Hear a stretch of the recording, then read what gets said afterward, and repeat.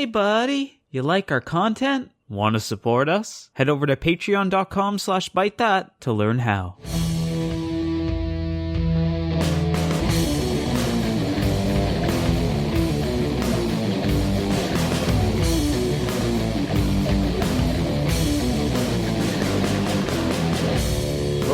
Ladies and gentlemen, boys and girls, podcast listeners of all ages, we proudly bring to you episode 154 of Byte That's weekly wrestling podcast. Thank you for tuning in and checking out the show. We are available for WWE conversation every single Tuesday night on all of the available podcast platforms, including our YouTube channel, youtube.com/Byte That Cast. If you enjoy the show, like what we do, you can help support us simply by dropping a 5-star review on iTunes or anywhere else. Get the word out. Get the word about the things that are happening on Byte That. My name is Juan Velos. I am from the Shining Star of the Caribbean, and joining me from Boston, Massachusetts kind, Ryan Savage. You're back. McNulty.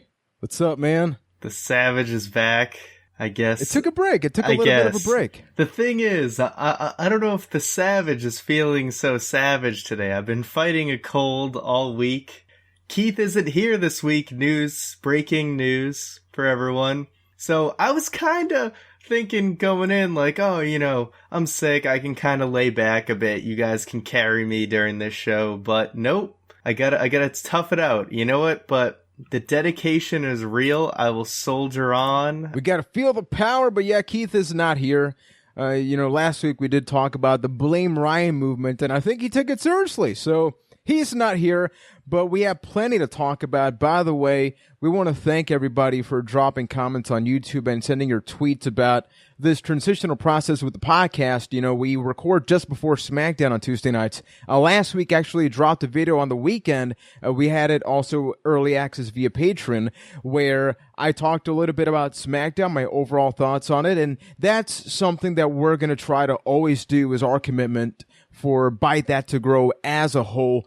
And as we continue growing, we can figure out different options so audio-only listeners can get some of that goodness, some of that sexy conversation there. So with that being said, we did have another episode of Monday Night Raw. We were super happy about it last week, right? We couldn't get enough of it. We had this really positive vibe. But even you last week said there is no way that the WWE can do better or even just as good, because the nature of the beast is that whenever you have that first impactful thing, it is really, really hard to top that. So before we get to the polls on Twitter, Byte That Cast, were you right about that? Do you consider yourself to be accurate about it? Yeah, I mean, I think this was a great Monday Night Raw this week, but did it top last week's? No, because so many things were going to be changing on that first episode. But I saw a lot of continuations of the things that I liked from the previous Raw here. And it's still going strong so far. I'd say brand split so far so good. My doubts that I had about the brand split a couple months back are just slowly washing away. One particular thing I'd like to note overall on the show that I really appreciated was that every single match got a little something more for you to care about it. Because one of the big problems with the previous era, if you want to call it that, is that matches would just happen and you would be like, why? Why is this match even happening? I have no idea. But even something like Mark Henry or whatever, they had the little backstage promo beforehand. The Darren Young thing, I was very surprised by. Yeah, the Darren Young thing. Everything got even just a tiny bit of something to make you care about it. And that goes a long way for me. Yeah, 2 weeks in, I'm very happy about this. I get the feeling that even guys like Titus O'Neil got a chance to shine differently. It wasn't this ultimate heel turn, I'm going to turn on my tag partner. It was a little video package, which we've wanted for years.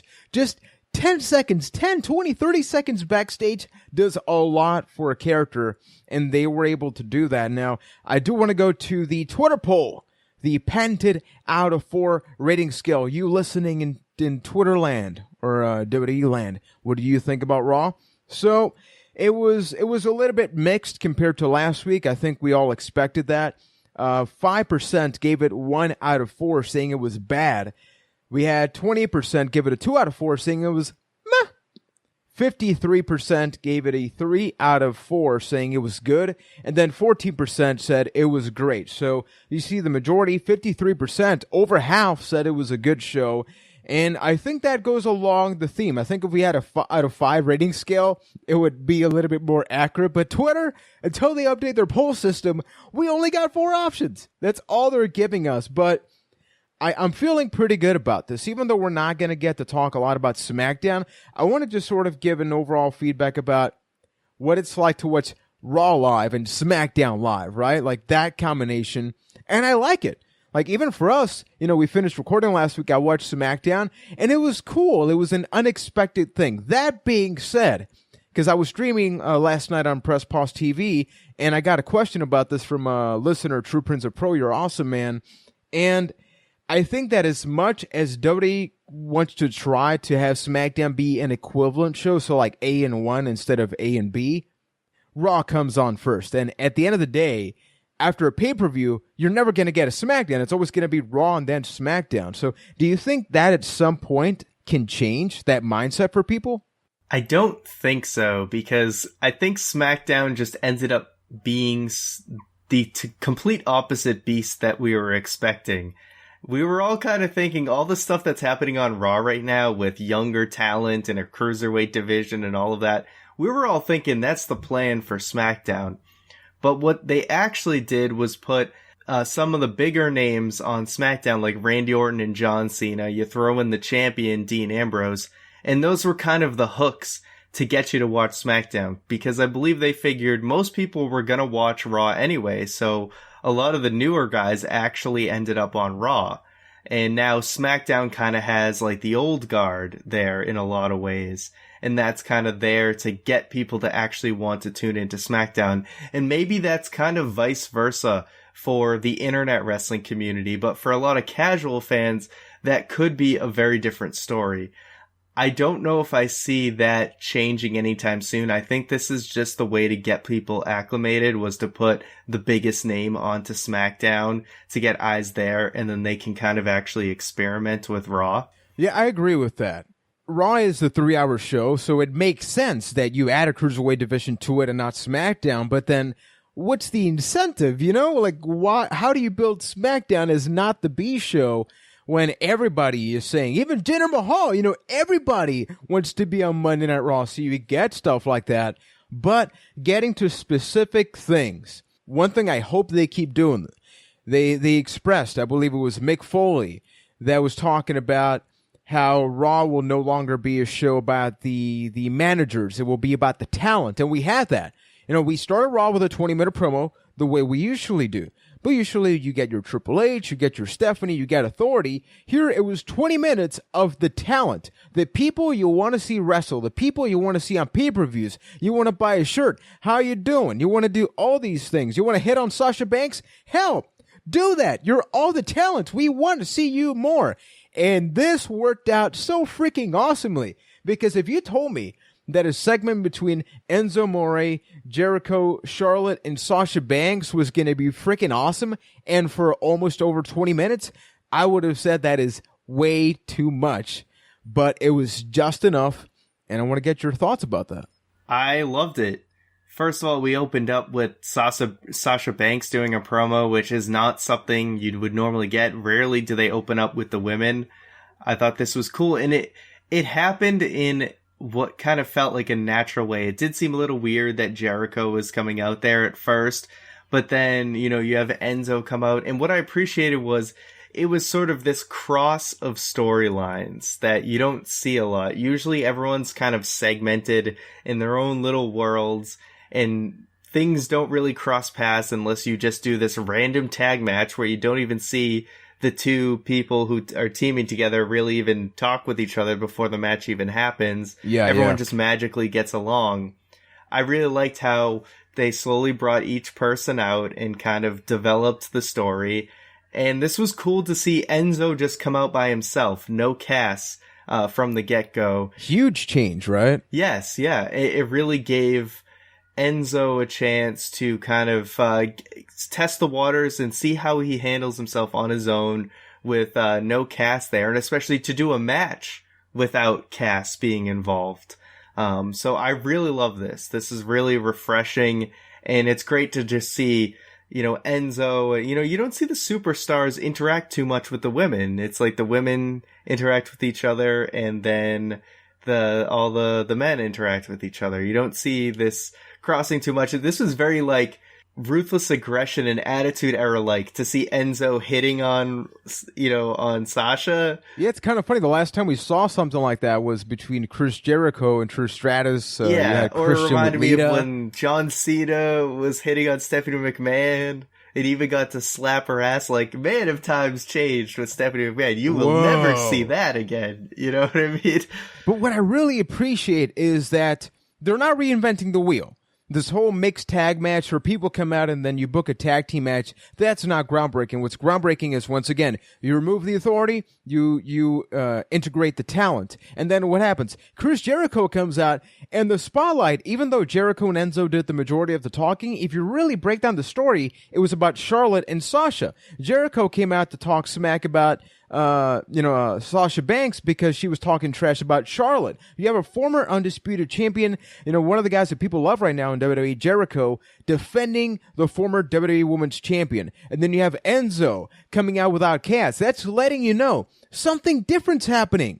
And then once again, even though he's the one doing most of the speaking or talking, he's hitting on Sasha Banks because she's the champion, she's the boss, she's the person, and she's the one that opened up the show, as you pointed out. So I'm super happy about this, and I think that even though we got some serious things with like the club beating the crap out of Big E and all that, this really sets the tone for the new era. I think that when people hear a new era, they think like, oh, they're going to be more hardcore or more bloody. I think the New Day, if anything, had a huge influence on just let them be people. If you saw all four of them, it was funny how even though Charlotte didn't do a lot of talking, that made her work out better. Because she's a human being, like she didn't have to magically talk. Now I can complain. I'm gonna take a break from this, but I could complain about how slow Charlotte and Sasha tend to talk on the microphone.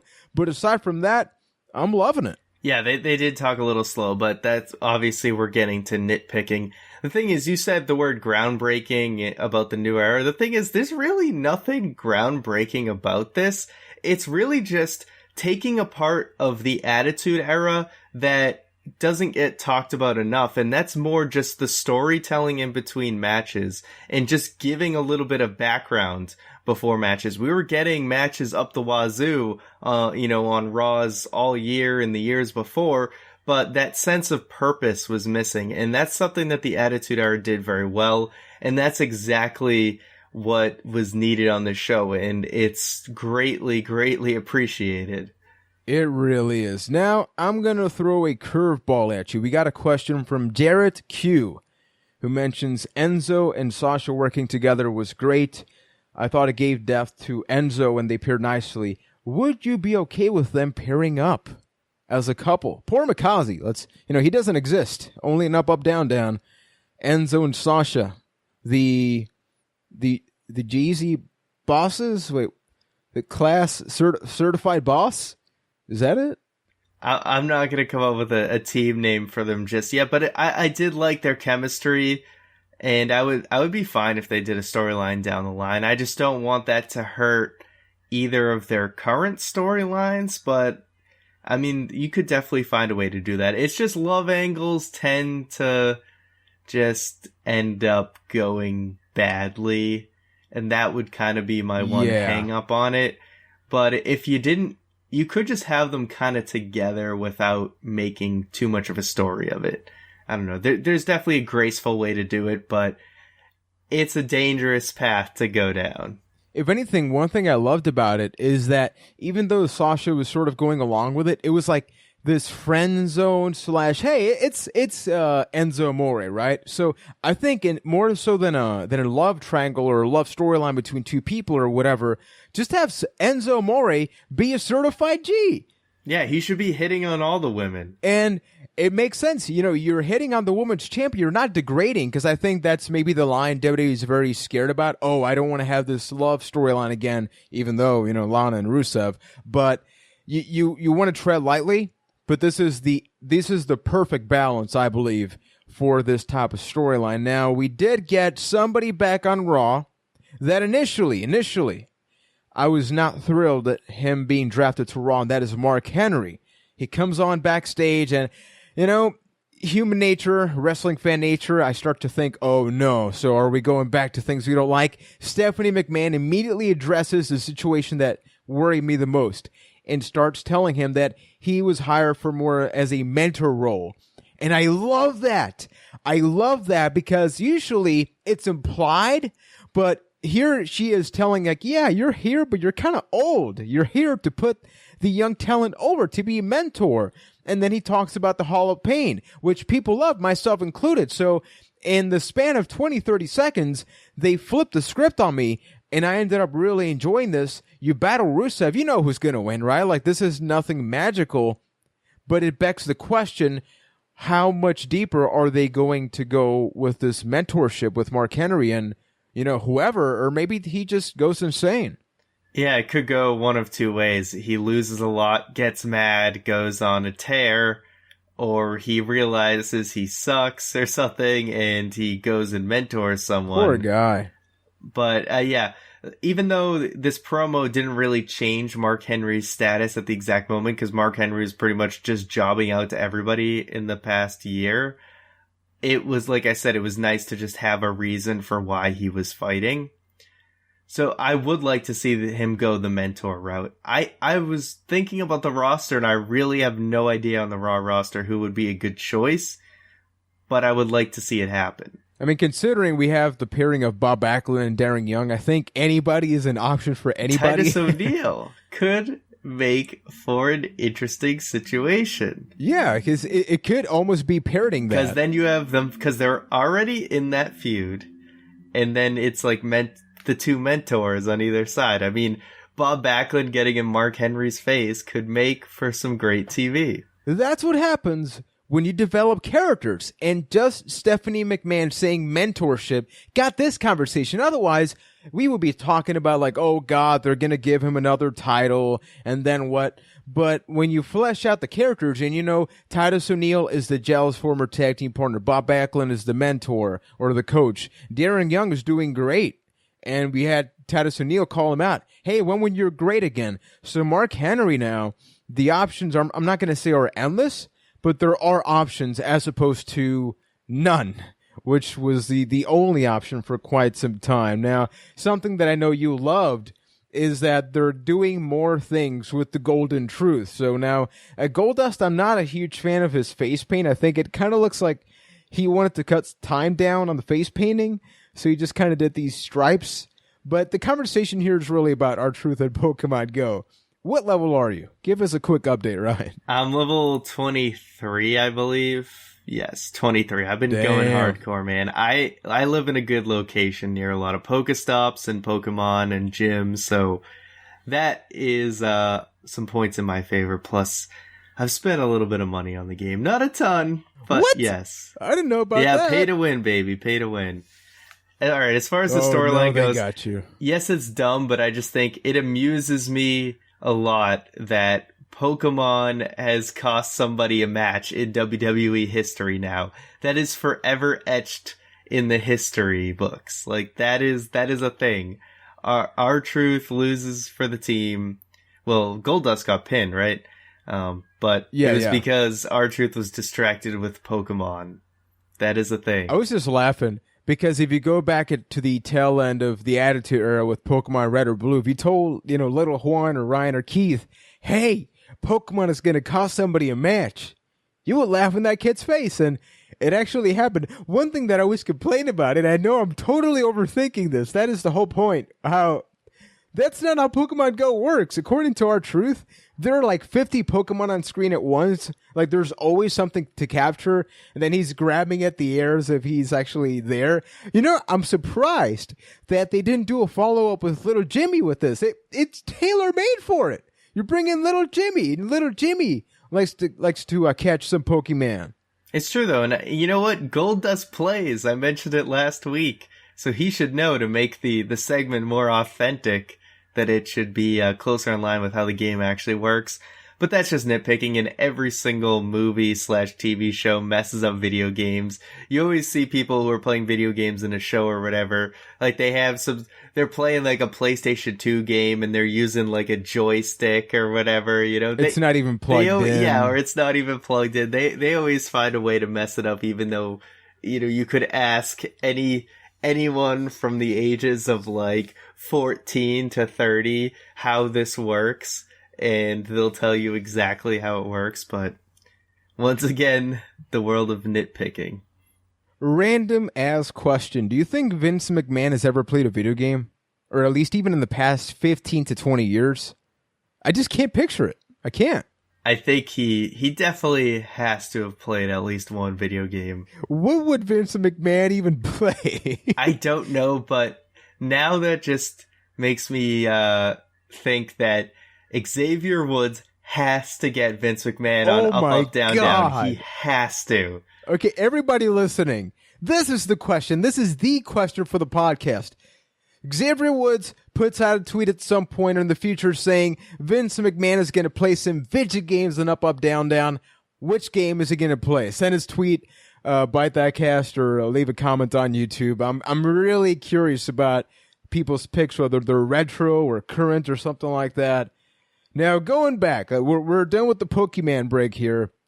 One segment that I have seen a lot of controversy in the interwebs is the promo between Finn Balor and Seth Rollins. Now, Finn, I brought it up. I think he's excellent in the ring, but when it comes to the microphone, he's not all that great. But Seth Rollins is great all around. And this segment made it very apparent. Was it the same for you, where you felt like Seth Rollins is all the way up here, yet here's the number one contender, main event of SummerSlam, not on the same level? I mean, Balor's definitely not on the same level. I think Rollins is very good on the mic, but I would not say Rollins is great. And that's just because I'm a tough critic with that, even though I'm sure if I had to do a promo in the middle of a WWE ring, I would suck.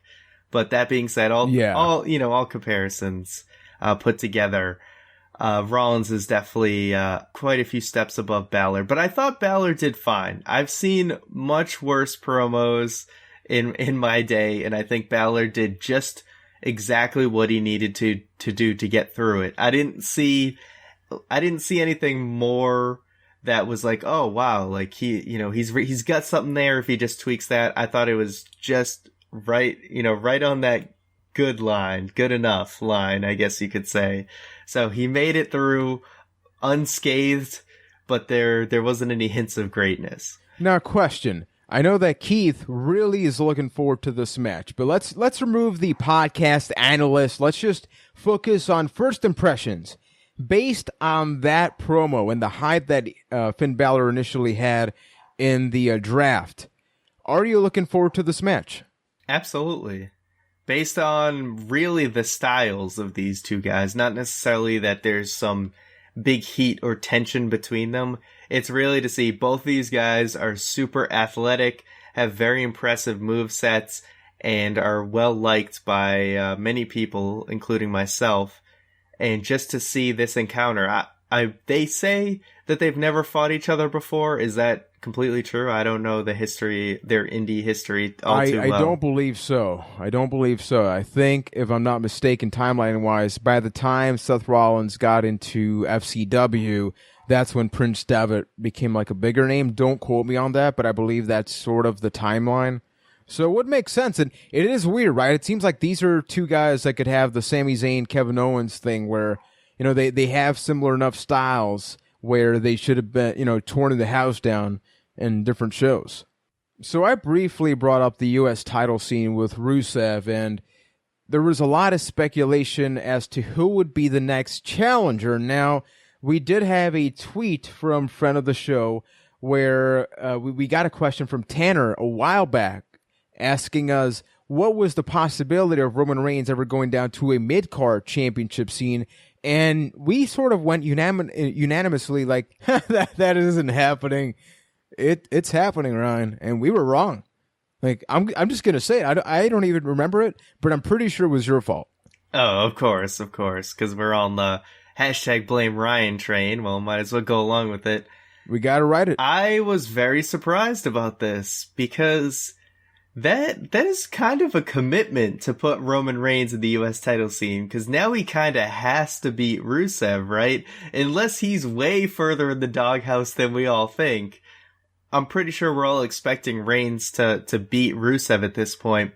And then you put the U.S. title on him, and that really kind of locks him into that mid-card spot for at least a significant amount of time. Whereas, let's say he just went off on a feud with, like, Sheamus or something, you know, he can stay in that tier as long as they need him and they can get him out real quick. But once you kind of commit to a mid-card belt like that, they don't want to give Reigns, like, a short reign if he's going to win that U.S. title. So there's, it's just very surprising that they put him in that position. But I think it's a good idea.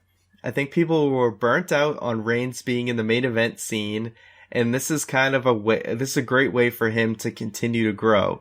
Although it seems sort of like winning a mid-card title after you win a world title feels like a demotion a lot of times. Especially when you're a multi-time champion. It's almost worse than just doing a one-off feud, you know what I mean? I think it's a lose-lose situation no matter what happened. So I applaud WWE. We even sent out a tweet where we were so surprised because the moment his music played, I was like, wow, this is a statement where you are willing to change something. You brought up Sheamus. I think it hasn't been until Sheamus, or since Sheamus, I should say, where somebody has been demoted. Or maybe like Alberto Del Rio is on a similar route. But, Roman Reigns, I think it makes sense for him to be in the U.S. title scene because it gives him something to do. I think that fans are going to poke fun like, haha, you failed. Just get that out of the way. Our complaint has never been like the Roman Reigns is terrible. It's just like when you think about the main event scene, honestly, in the whole time that he was suspended, we all sort of realized that Reigns didn't fit in that picture. You just tried to shoehorn him to a point where we thought we wanted him there or that he should belong there. Maybe he does. But right now, I honestly don't think it's the time. He needs to do many things. He is not The Rock. If you want to compare to the Rocky Maivia evolution, I think he's now in the Nation of Domination. I think he's in that stage, Roman Reigns, where he's going through the proper change that needs to happen, but he's not The Rock. He hasn't found the it factor. He's not Bobby Roode quite yet. There's NXT for that. So for the time being, I'm pretty happy about it. I think it's going to end up working. We did get a question from Sushant B on Twitter regarding the title situation. Don't you guys think Sami Zayn should have been given the shot at the title instead of Roman freaking Reigns? I think Sami will eventually get a shot at the U.S. title, so I'm not too worried about it. I think Rusev versus Reigns is a great feud. Like I said, it's a little weird with the U.S. title. It will seem sort of demotion-y if Reigns is walking around as U.S. champ. But hey, it is what it is, and I think, like I said, we all need a little bit of a break from Roman Reigns in that main event area. I think that as long as those are very, very solid matches, guys like Sami Zayn, Kevin Owens, they're set. They're not going to become irrelevant. And, as we saw in Raw, like Sami Zayn lost against Rollins, but he lost against the former champion. Yeah, it was a main event match on the show. So I think he's doing okay for himself. Yeah, so putting him there, honestly, doesn't do a lot more, or doesn't do a lot much more than, what he's doing right now. But with Reigns, it's almost like a demotion, yes, but he does have an opportunity to John Cena the U.S. title, which ever since John Cena lost it, hasn't been doing all that great, right? So what the hell? I'm thinking it's going to be a very physical match at SummerSlam, which is the match that I'm assuming is going to happen there. And as I was saying to you, you and Keith last night on the group me thing or whatever, this is, you got to respect Vince McMahon, because when he gives you all the tools to succeed and you screw up with a wellness policy violation, he's not gonna go easy on you. And it's very clear. I mean, it wasn't just 2 straight pinfall losses that Reigns got. No, he got a swift bump down the card because he was supposed to be the next face of the company. And when you screw up like that and embarrass everyone, that there's going to be consequences. So I really respect Vince for actually really hammering that in. And the key point here is that they're doing the best thing by just not having him talk a lot. Because it doesn't matter what Reigns says. People are just going to think they're trying to justify, boo, we still don't like you. Just have silence. Eventually, it'll go by. It's going to be a long time. It's going to be a very, very long time. Dare I even say over a year, maybe. Who knows? Maybe he will evolve into The Rock this year. Or into like a Charizard, I don't know. But something like that could come out of all of this. Now, I just want to give a quick touch on 2 different things that happened on Raw. Rather than just talking about the New Day and the club, I just want to talk about the club stance. So pre-draft, we saw a funnier side, right? Like with the whole beat up John Cena, not blame John Cena. I'm thinking about you, Ryan. We saw that part, right? And like the whole hot Asian wife. It seems like they're toning that down quite a bit. Now they're the traditional bad guys, very, dirty, violent. They're, storyline injuring Biggie. I'm very happy about this. I think that you need that contrast when you battle somebody like the New Day. And, the club, we said it since day one. They didn't have the best first impression on WWE on the main roster here. So do you think that this is the best option, or would you have done it differently? I like what they're doing. And this is really the best way to go after AJ had kind of stepped away, and he definitely, to me, seemed like the strongest on the mic of the 3, that especially when you're feuding with the New Day, like you said, you got to go the more serious route, because New Day is going to take all the funny stuff. They're going to be funnier than you, and you're the heels, so you're not supposed to really out-funny them anyway. I like this route. Show us that they're dangerous, and that they are, they're coming for the titles and they're a real threat. And I think they've done a good job of it so far. I like the new gear too. Yeah, it's very nice. I like how they have the Japanese symbols. It's weird because, neither of them are Japanese, but it gives people something different. I think that it is a matter of when, not how or if. You have Balor Club. Very open. It is there on Raw, like the t-shirts. But you have the club, and at no point has either side. Well, they changed the Titantrons and stuff to be Gallows and Anderson. But even then, they call themselves the club. So it's like, it's weird. And I know that WWE likes to switch things around or make, people forget. They've been the club since day one in WWE, or at least after like the first month or 2. And then you have Balor Club show up, but a lot of people probably don't even get the reference. If anything, they may say, oh, he's ripping off the Bullet Club. Well, funny thing about that Finn Balor guy kind of made the Bullet Club. Those are little things that I hope get fleshed out. It's just a matter of taking your time. We're happy about the show right now, right? So let's just focus on the positive things. And the most positive thing, forget everything else. When you talk about people coming back to WWE, you're thinking about your Goldbergs, your Rob Van Dam, your Rockies, your everybody. So logically, like at number 7 in that list is 3MB. You bring those references back, and not Drew Galloway, not former TNA champion guy that's like been friggin' everywhere now, Jinder Mahal, Ryan, or is Eva Marie would say a Ginger Mahal is back in the E of the double. Jinder equals no longer hindered. No! Jinder has been unhindered, and he is back in the WWE. I liked how Heath Slater was kind of the one to introduce him. They had the whole 2MB thing going on, and then Jinder's like, yeah, no, I'm gonna get that Raw spot. I love what Heath Slater's doing, by the way, how he's kind of just showing up on each show, trying to get signed. I hope they continue to do more with this. And he's such an underrated promo too, Heath Slater. But it's cool to see he really is. Jinder back. I think I have no idea what they're going to do with him. I really have just not the slightest clue. But hey, whatever. It's another body on Raw.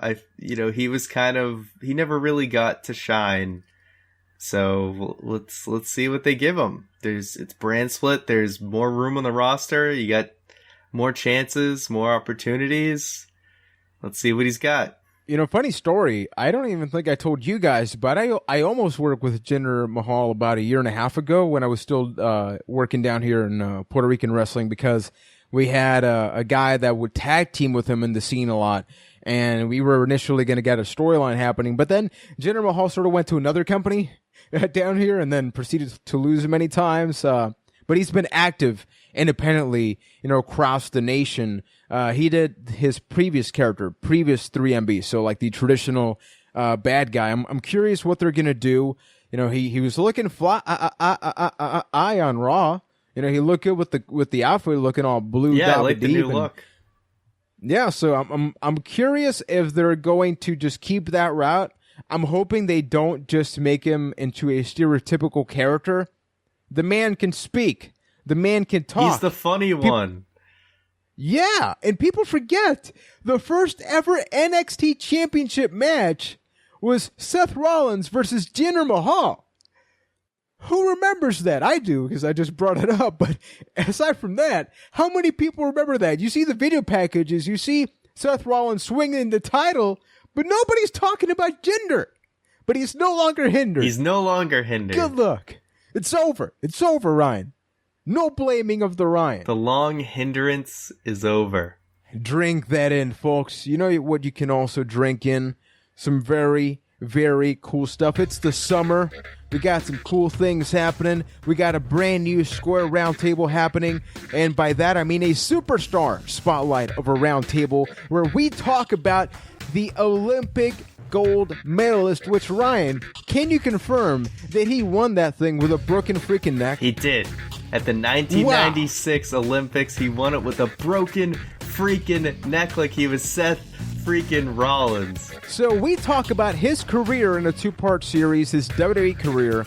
I need to point out, it starts this Friday. Now, for Patreon subscribers or Patreon pledgers or members, you get it early access. You already have it. It was up on Monday. Now, in the topic of Patreon, we want to sweeten the pot for everybody that loves what it is we do. And as we grow, as we celebrate, we want to give them some things away. So, Ryan, I'm just going to give you the floor because you're going to unleash the beast. Yes, our big announcement is for Patreons this month only. If you pledge, or you are already pledged to our Patreon, you're going to be entered into our Patreon exclusive giveaway. We're going to be giving away a WWE t-shirt at the $25 value or below. That does not include shipping. It is a WWE t-shirt of your choice. So that $25 shirt pretty much covers about 99.9% of all WWE t-shirts on WWE Shop.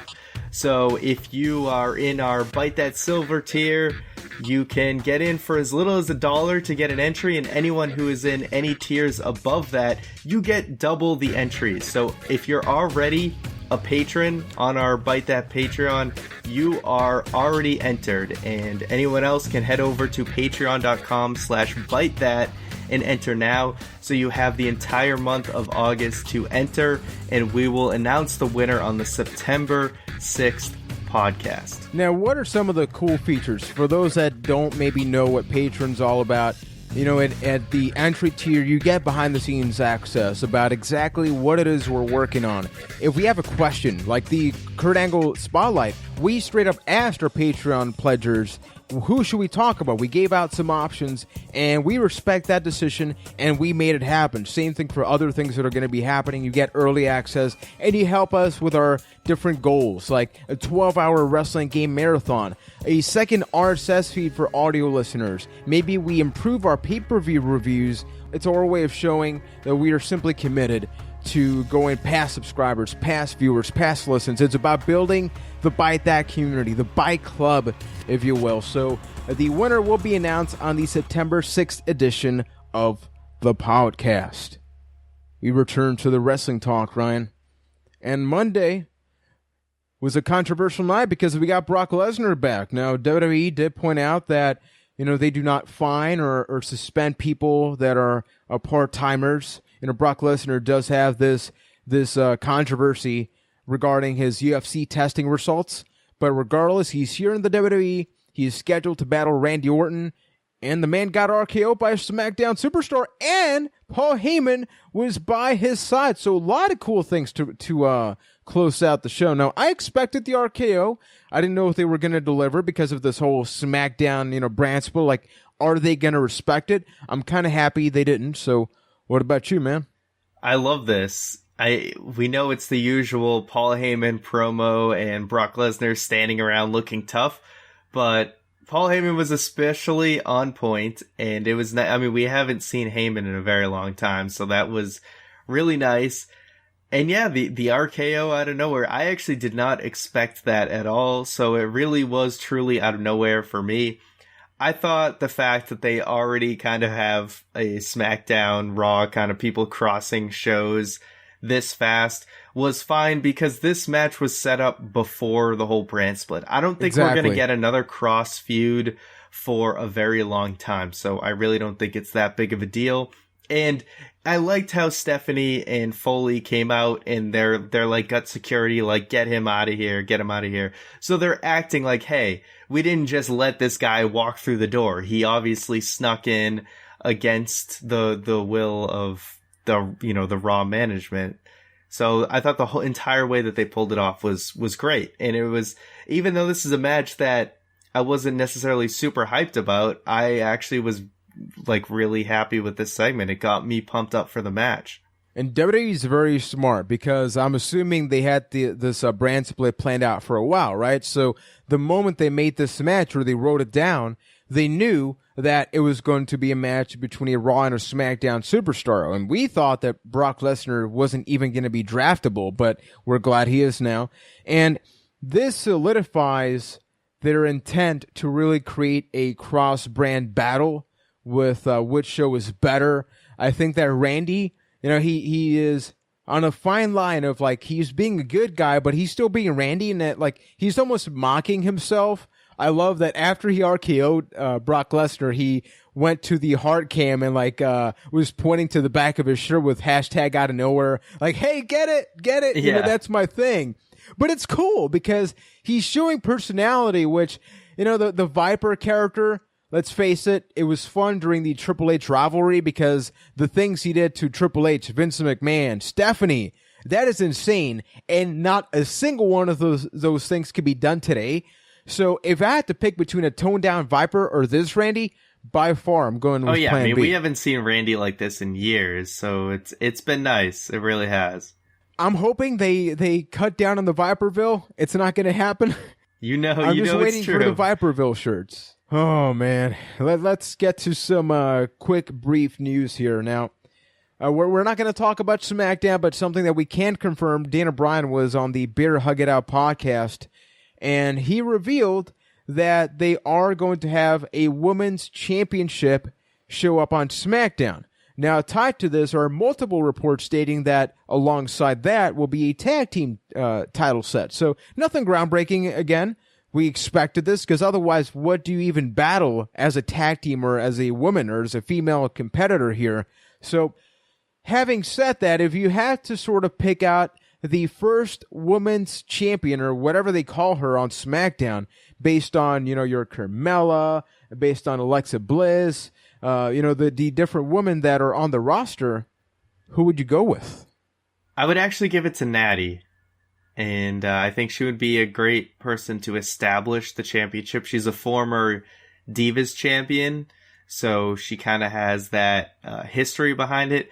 Because Becky is clearly the favorite to carry the division, but it's always good to start with a chase. I would rather have Becky chase the title and then eventually win it. So maybe she doesn't even get a title shot right away. She's kind of off on another feud, and you have Natty feud with someone else or something. But I feel like they'll jump right into Natty and Becky. But the more I've thought about why we haven't gotten the titles right away on SmackDown, like they got right down to business on Raw, is I think that they just want to not make the titles all just kind of show up at once. Makes sense, yeah. Right now, they want to take the time to establish the Universal title. And then maybe once we actually have a Universal Champion, they can move on to the Women's Championship. And then maybe a month later, you bring in the Tag Championships. I just don't think they wanted all these new titles just popping up on the same week. So I think that's why they're probably just taking their time.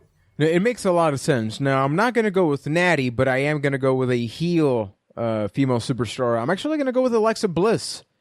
It's an odd pick. I know I may be in the minority here, but she never got that opportunity in NXT. I think that with Sasha, you have an established women's champion who, from day one, people recognize because of all her accomplishments in NXT. So with Alexa Bliss, you have this background where, yeah, you're from NXT, but you're not a good female superstar. You're a heel, and then you were never NXT champion, so you can take a risk with that. But I would see a multi-diva or multi-female superstar is still getting acclimated. It's just weird because we're so used to superstar being male, so Yeah. I don't need to say female superstar. But just saying superstar You can feels just weird. That's say the WWE female machine. or the women. It is tough to get used The to, woman. though. We've been brainwashed, Juan. We've been brainwashed. Oh, Keith, we need you, buddy. With the women of SmackDown, I think Alexa Bliss can do a lot. Her facial expressions are excellent. She is an underdog. She is probably the smallest woman on the SmackDown roster, if not all of WWE currently. So I expect maybe some kind of fatal four-way match happening on SummerSlam, where you have the one-on-one match happening on Raw, but then you have like your Becky Lynch, your Natalya, maybe Carmella, and Alexa Bliss. That combination, and then maybe Alexa gets an upset win, so it's not a clean win, and you get kind of like this chicken shit, heel Chicken shit. character. Oh God, it's over. But I'm expecting that to happen, and that is a Fight Night reference if you're very lost while listening to the show right now. I want to give a miniature, if I can, Ryan, review on the resurrection of Jake the Snake Roberts. It came out on Netflix finally. It's available. It was out like a month ago, but I've been stalling. Have you had a chance to watch it? No, I saw it up on Netflix, but I've not watched it yet. Dude, you gotta watch this thing. I watched it with my wife over the weekend, and it is an emotional roller coaster. I get some of the negative reviews where it seems like it's an infomercial for DDP, but I work in the mental health field. I work in the recovery field, as a matter of fact, and this type of story, you honestly need a champion like DDP. You need to be able to say that guy's making a change, because that motivates people. That inspires others to seek out somebody that can help them, with their path with drug addiction and just all these things. They actually play out some WWE footage. So it's nice that you get to see when Jake showed up on Raw and, laid the snake down on Dean Ambrose when the Shield was still around. And you get to see the trials, the obstacles, Scott Hall coming in. They don't make it a story about Scott Hall, but he is in there. And you get to hear the phone call. Like, this is the one thing I really want to be specific about, the phone call between Jake the Snake and DDP. They call Scott Hall on the phone.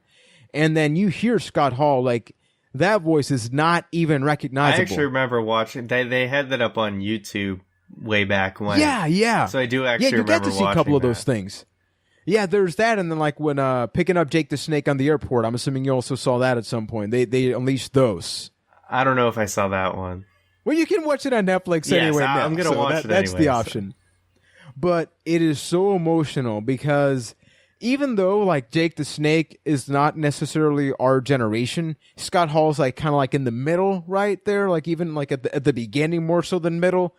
They're names you recognize. They're names that are synonymous with wrestling, and seeing the lack of family loving and support, and then having that built upon, seeing the family get together, man, like it inspires you. And DDP, I love you, man. I met DDP alongside Keith back in 2012 at Wrestle Reunion.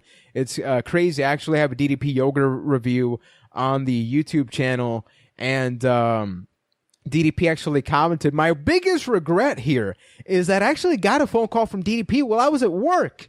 I even got a voice message. This was because I got DDP Yoga before it blew up, like massively blew up. So it was down at a point where he actually said, you buy it, I'm going to call you. He actually called me, man. When I saw that number from Atlanta, oh my God, if I could get a time machine. Because DDP Yoga is awesome. It seriously works. This is non-sponsored stuff right now. Though we should be sponsored, but try DDP Yoga. And I'm so happy to see this documentary and hopefully shift into a positive light in the world of wrestling. Now let's get some positivity, Ryan. Or maybe not too much. You put out a top 5 things you want in WWE2K17 video a while back on the YouTube channel. Well, IGN is officially kicking off their roster reveals / announcements, and we got some things. So I'm just going to quickly run down the roster in a flash form. So confirmed this week are Aiden English, Booker T, Brian Pillman, Brie Bella, Brock Lesnar, Chris Jericho, Diego, Eric Rowan, and Fernando. Diego and Fernando, I would give you DLC money to remove them from my game personally. Heath Slater, Jay and Jimmy, Jim Neidhart, Connor, Larry Zbyszko, Nikki Bella, R-Truth, Simon Gotch, Ultimate Warrior, and Victor. So nothing that we didn't really expect, although Larry Zbyszko, right? Like that's an odd pick, but what you think about this? Was he in like last year's or a couple of years ago? I think he actually was a DLC maybe I didn't get any of the DLC for 2K16 because I got a little bit bored of the game after a while, so I honestly can't tell you. Pillman and Neidhart, I mean, are they leftover kind of from 2K16 or something? They've always been around. They've always been around. Like Jim Neidhart, yeah, they were both in 2K16. I'm trying to decide decipher to see if this is any hint towards the showcase mode or whatever, but we're most likely getting a Brock Lesnar showcase mode, I would assume. A lot of doping. But I could be wrong. Then would that mean Kurt Angle's going to be in the game? Who knows? Right now, man.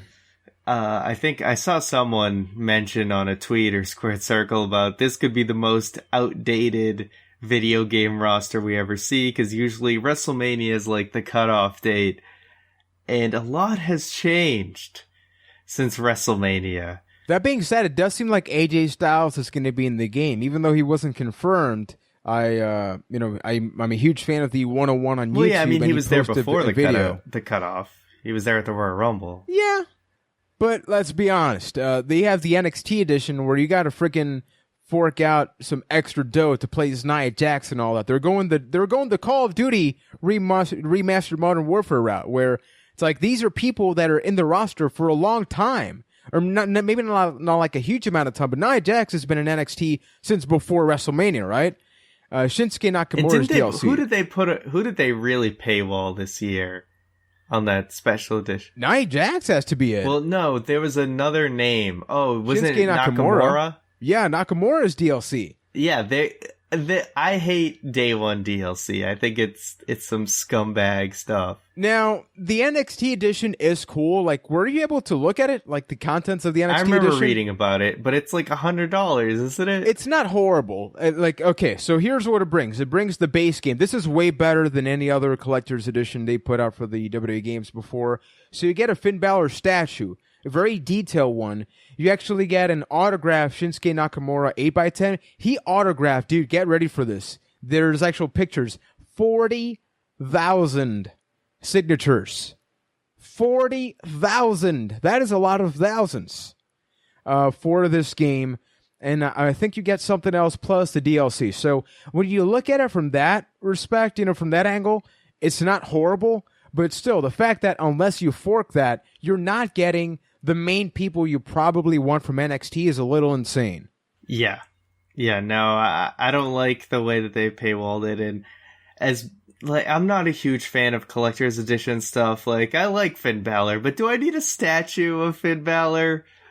Maybe, but I really don't think I do. See, you can admire the abs. You can look at the abs up close. It's true. I don't know if that's enough. We all want Finn Balor abs. Do you want Finn Balor abs, Ryan? Do I want Finn Balor abs? On myself, not on a statue in my room. Maybe I need that for motivation. Close enough. Who knows? Exactly.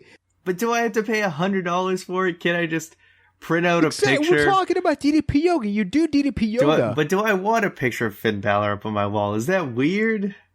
No, it's not a picture. It's a statue of the Damon and then the Nakamura picture. So you get two men in your room. I mean, I have Joey Ryan autograph thing. Two men in my room. That's the dream, right? American dream, the Damon. Now, the last thing here, with this, we actually got footage of Brock Lesnar's entrance in the game. Now, the animation is pretty much the same, although the lighting seems to have gotten a major overhaul, and Brock Lesnar finally doesn't look like he's in constant constipation, which he didn't look like in 2K16. He's not as upset. And a little tidbit, thanks to 101 as well, you know how they do the panning of the crowd at the beginning of an entrance? There's a noticeable part in the crowd, much like I'm thinking 07, 08, that they had like the little area where you could, put somebody through a table near a crowd. Remember that area where you could do like a diving move off? Yeah. Something like that. There was a trash can, a table, some chairs. So it looks like they're bringing some part of that back too. So who knows? Maybe they're finally going to listen to some fans kind of like us where we don't want more simulation. We want fun. We want your Day of Reckonings, your WrestleMania 19s, your SVR 06. Seems like after... Yeah, honestly, how hard would it be for them, not to get too into the weeds here, for them to actually just let you walk around the entire arena? Whereas, everywhere you could walk in a normal arena, like you could just go up the stairs and then end up in like the backstage, like the concession area. All you gotta do is make that one circle of an area. They you did have it a couple for, floors of it. That was Shut Your Mouth? I'm talking just bring the it. way up the stairs, though. Like how the shield starts at the top. Oh, yeah. I'm saying, what if you could walk all the way up there? They should allow something awesome. like that. I mean, you just make it so you can't go into the crowd part. You just walk up the stairs. It's like I do think it's about time they finally evolved where there is life after the ring. They just don't want to render. They don't want to like fully render all the collision detection, all that crap that they have to do for an entire arena. It's laziness, Juan. It's laziness. Damn it. But I'm just going to say, and I know you and Keith are on the same boat, I don't care about the roster. Honestly, like, we're over that. Unless the gameplay is more fun and less simulation route, I may skip this and just play some 06. I've been playing older wrestling games now and still have fun. I need to see some serious stuff because I was very disappointed by I almost said 06, No. 2K16. The gameplay, I thought simulation was the good route to go, but you know what? 2K14 is probably one of my favorite wrestling games right now. And I also like to see more of the new guys and less of the old guys, less of the past era stuff. There's no, history is great, but I'm just not even a fan of showcase mode, really. My career mode needs a lot of ways to make it seem fresh. It's got the right idea. It's just got to make it more interesting and way less repetitive.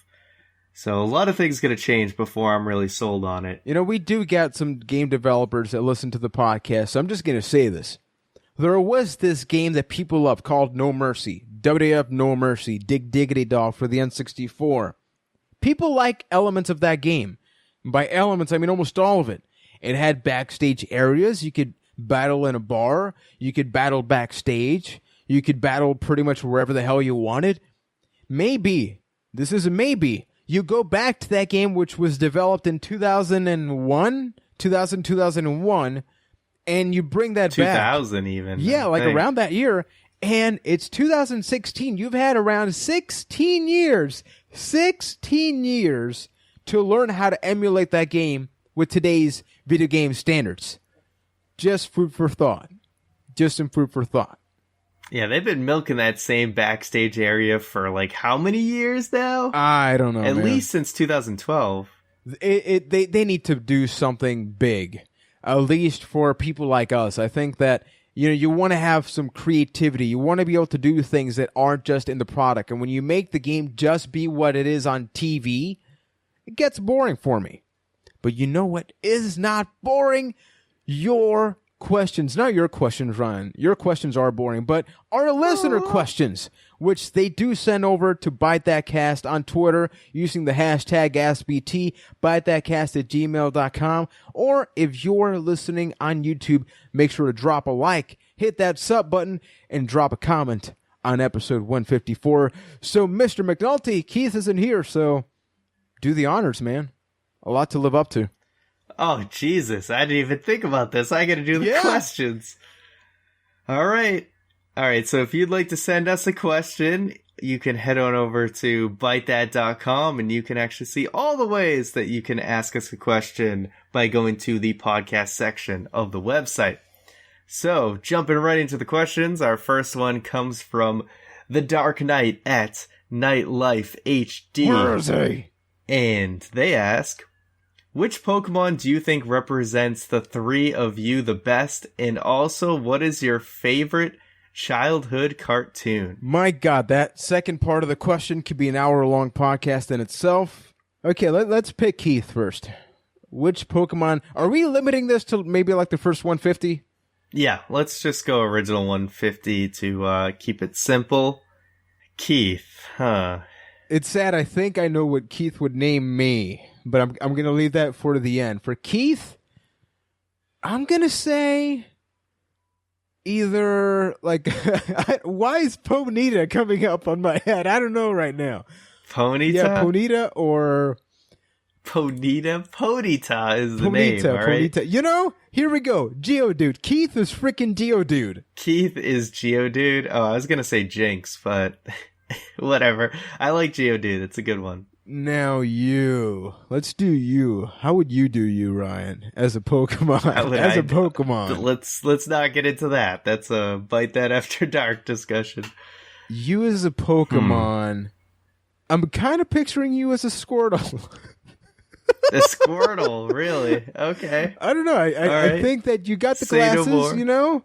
It feels like you want to go in as a rebel in an episode and recruit a bunch of Squirtles, and then eventually you're going to evolve into the War Machine, you know, which is Blastoise. Mm-hmm. So that, my friend, is my pick for that. All right, let's see. If you were a Pokemon, let's see. What is a very charismatic Pokemon?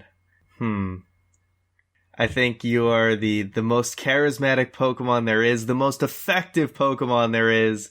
You are definitely Magikarp. What? Because I'm flopping around? Yeah, I mean, you just like to make a splash, man.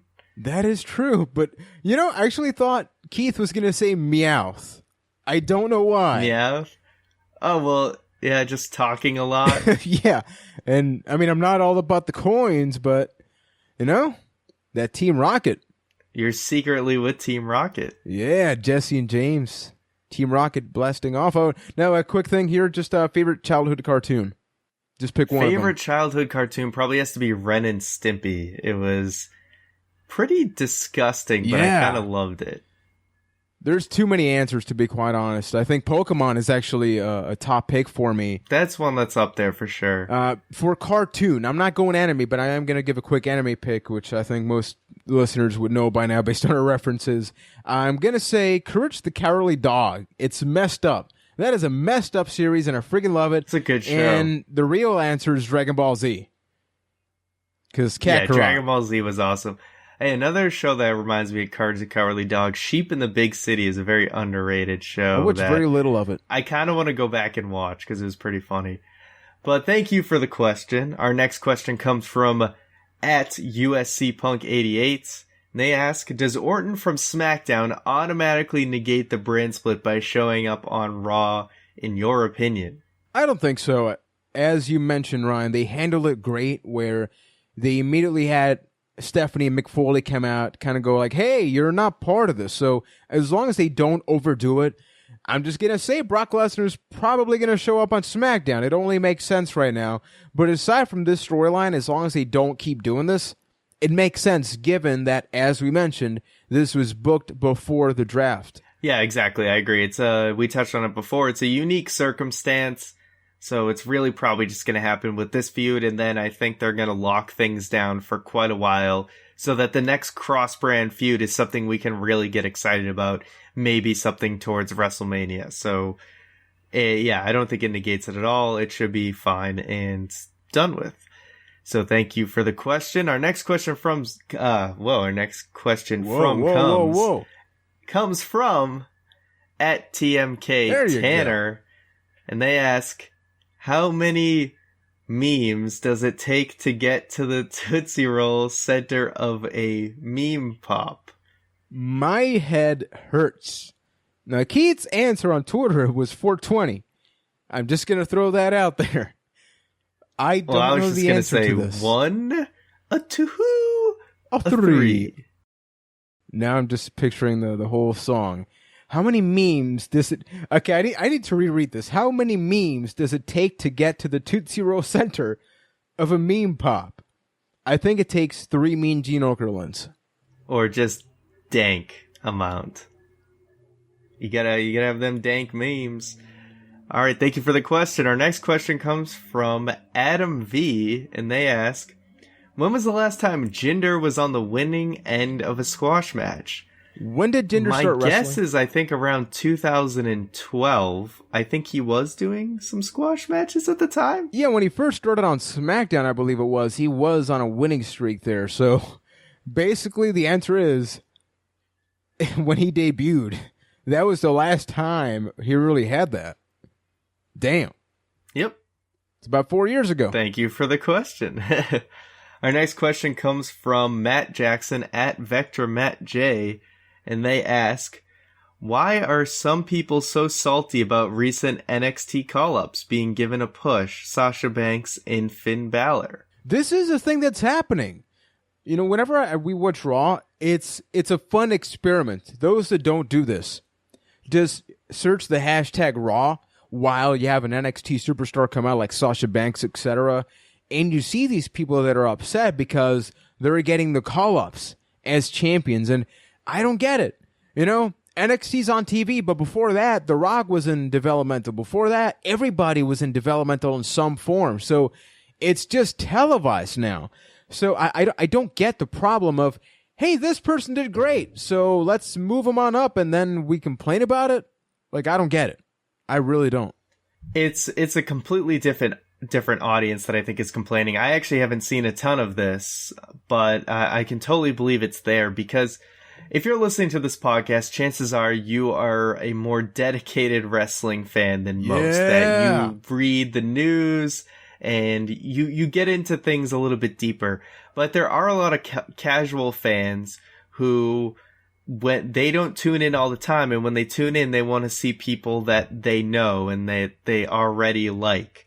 Whereas us, who are watching every single week, we're really always yearning for something new. So NXT always represents something new. And sometimes to people who want to see something familiar, they don't really like to see as much new stuff. So that's really my only theory on that. But thank you for the question. Our next question comes from someone whose name is just To Save the Masses. We have to. So that's quite a name, and I wish you the best of luck in your endeavor to save the masses. Save them masses and asses. All right, and they ask, hey guys, I enjoy the podcast every single week. Keep your good game up. We will try. Thank you.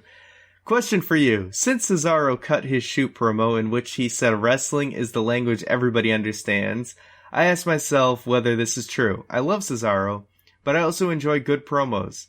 So coming to my question, with two different kinds of wrestlers, one, the best technical wrestler with lesser mic skills, and two, the best talker on the roster with lesser wrestling skills, who is the more valuable worker, Cesaro or Enzo Amore? This is a tough question, and almost a follow-up to something we got about a month ago, where the question there, if I recall, was what's more important, the ring or the mic work? But rather than just talking about two abstract things, it is like overall, right?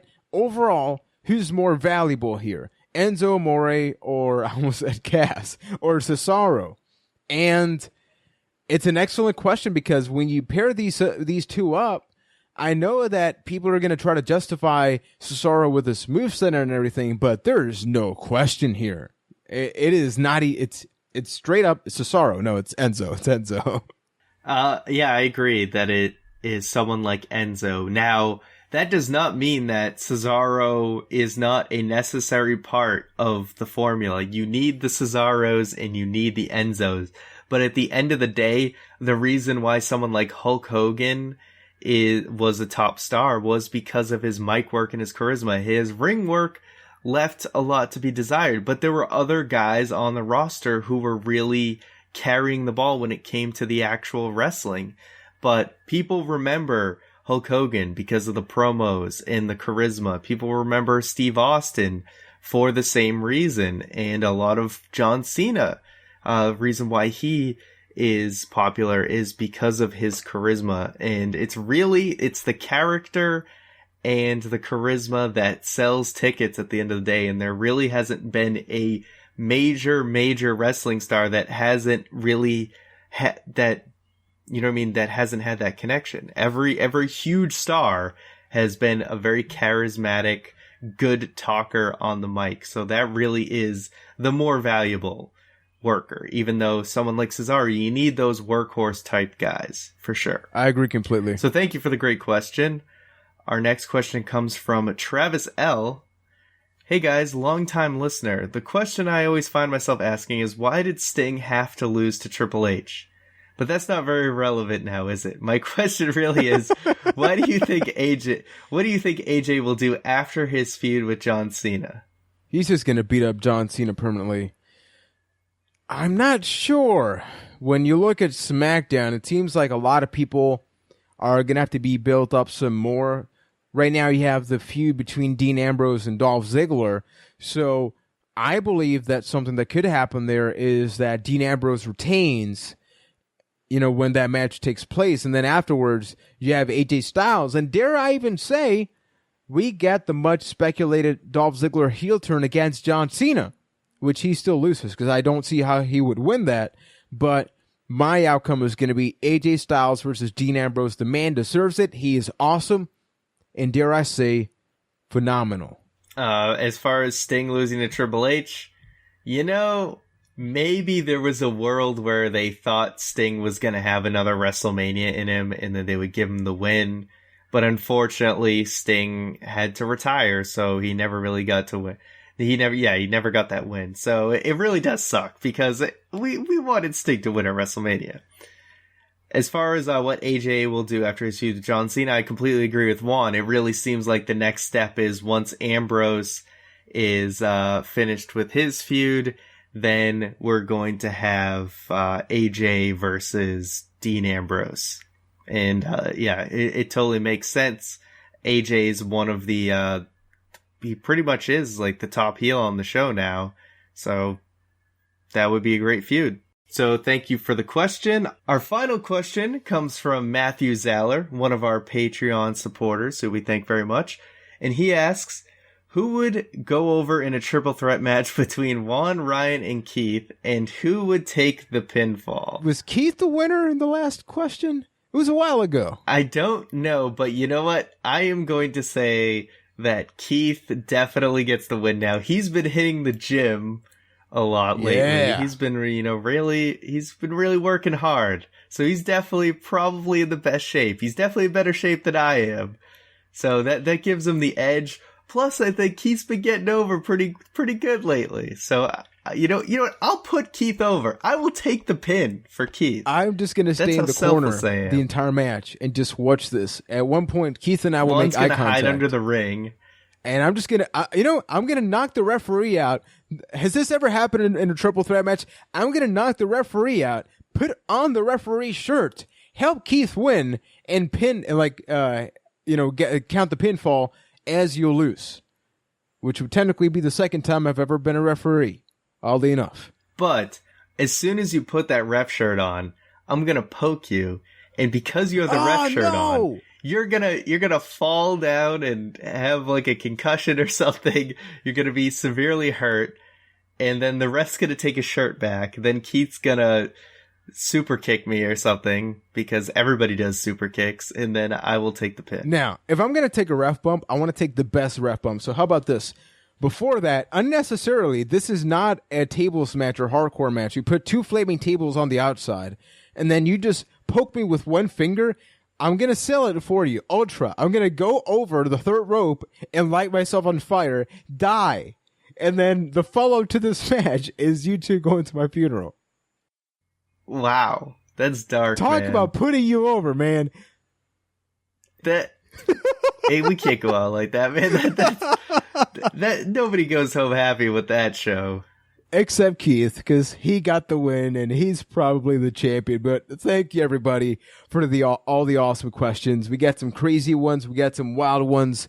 But we love this interaction. As always, we are open to different suggestions, topics for the podcast, for the roundtables, and for everything else, including a quick reminder about the giveaway Patreon opportunity. I give you the floor to the man that's just been talking this whole time, Ryan McNulty. Thank you, Juan, for what an amazing pass-off, man. I appreciate that segue.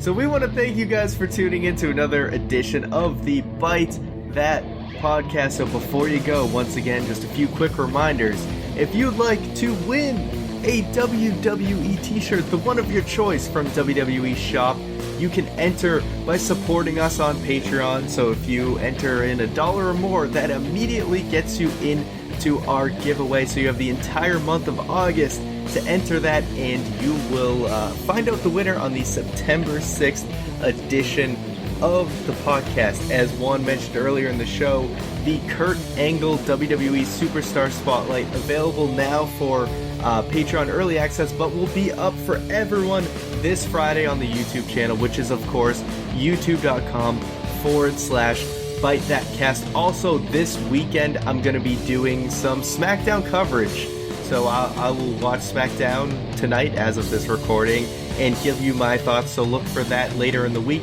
So if you want to interact with us in any way, the easiest way to do so is to go to bytethat.com, and you will see all the means in which you can contact us, whether that's via email, Twitter, Instagram. All of that great stuff is there. So thank you guys once again for listening, and we will see you next week.